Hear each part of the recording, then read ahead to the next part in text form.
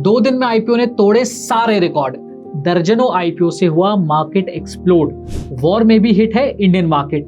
क्या financial year 27 की शुरुआत में होगी आईपीओ की बारिश? दोस्तों, इंडियन स्टॉक मार्केट में हलचल बढ़ चुकी है। फाइनेंशियल ईयर 26 खत्म होते होते मार्च महीना आईपीओ की ऐसी सौगात देके गया है जिसने मार्केट में जान फूंक दी है। आपको जानकर हैरानी होगी कि बीते मार्च महीने के सिर्फ आखिरी 2 दिनों में 2 दर्जन कंपनीज ने आईपीओ के लिए अपने ड्राफ्ट पेपर्स फाइल किए हैं। और बात करें पूरे महीने की तो कुल 38 आईपीओ के लिए सेबी के पास पेपर्स फाइल हो चुके हैं। हैरानी की बात है कि जियोपॉलिटिकल टेंशन और वॉर के बीच भी इंडियन कंपनीज पब्लिक होने से नहीं कतरा रही हैं। तो क्या है ये पूरी अपडेट? कैसा रहेगा FY 27 का आईपीओ मार्केट और क्या आईपीओ फाइल करने के लिए ये है राइट टाइम? चलिए समझते हैं। Hello and welcome to India IPO. जैसा कि हमने बताया, मार्च 2026 में 38 कंपनीज ने आईपीओ के लिए ड्राफ्ट पेपर्स फाइल किए हैं। अगर हम इसे पिछले सालों से कंपेयर करें तो मार्च 2025 में नंबर 22 था और मार्च 2024 में सिर्फ 16 कंपनीज थी।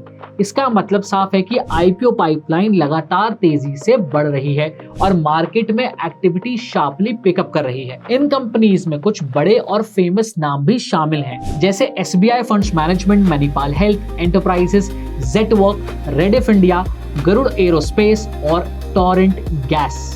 एक और इंटरेस्टिंग बात यह है कि इनमें से 9 कंपनीज ने कॉन्फिडेंशियल फाइलिंग का रास्ता चुना है, यानी वो अभी अपने आईपीओ प्लान्स को पब्लिक नहीं करना चाहती, जो ये दिखाता है कि कंपटीशन कितना इंटेंस हो चुका है। अगर हम ब्रॉडर पिक्चर देखें तो पाइपलाइन और भी ज्यादा स्ट्रॉन्ग दिखाई देती है।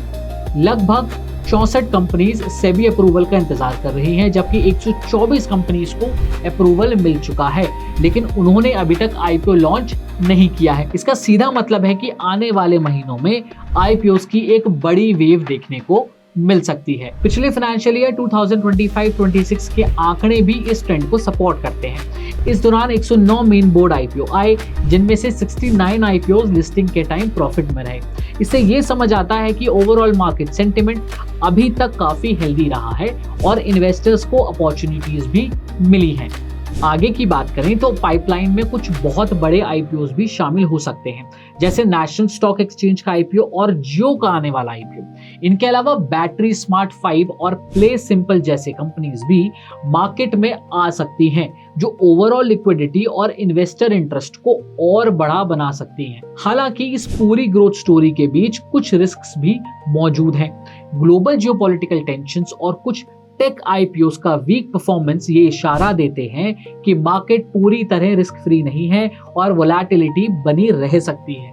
अब सवाल ये उठता है कि जब कंपटीशन इतना बढ़ गया है तो कंपनीज को क्या करना चाहिए अगर वो आईपीओ लाने की सोच रही हैं। सबसे पहली चीज है टाइमिंग।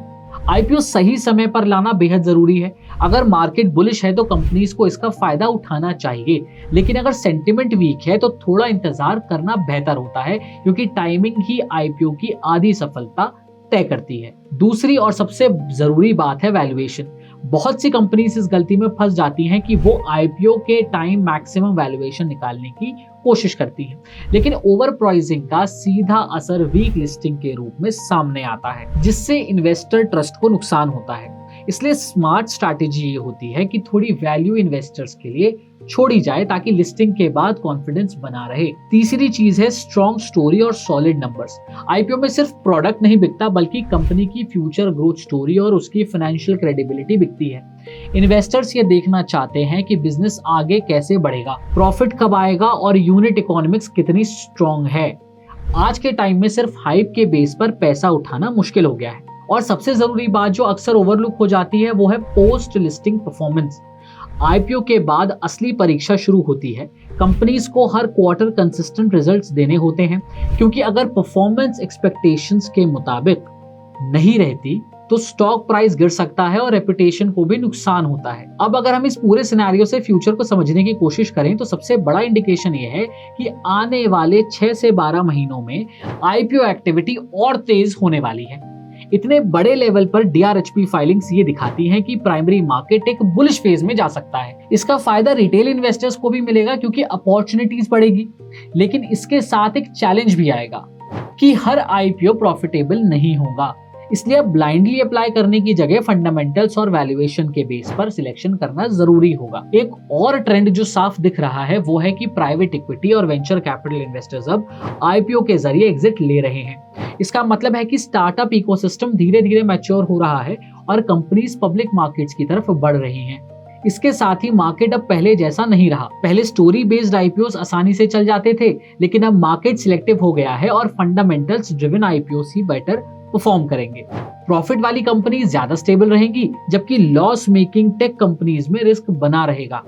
अगर आने वाले समय में बड़े आईपीओस जैसे एनएससी या जियो मार्केट में आते हैं तो इससे लिक्विडिटी बढ़ेगी, इंस्टीट्यूशनल पार्टिसिपेशन स्ट्रांग होगा और overall stock market sentiment positive रह सकता है। हालांकि शॉर्ट टर्म में वोलेटिलिटी बनी रह सकती है, खासकर ग्लोबल टेंशंस और इंटरेस्ट रेट चेंजेस की वजह से, जिससे आईपीओ लिस्टिंग्स में उतार चढ़ाव देखने को मिल सकता है।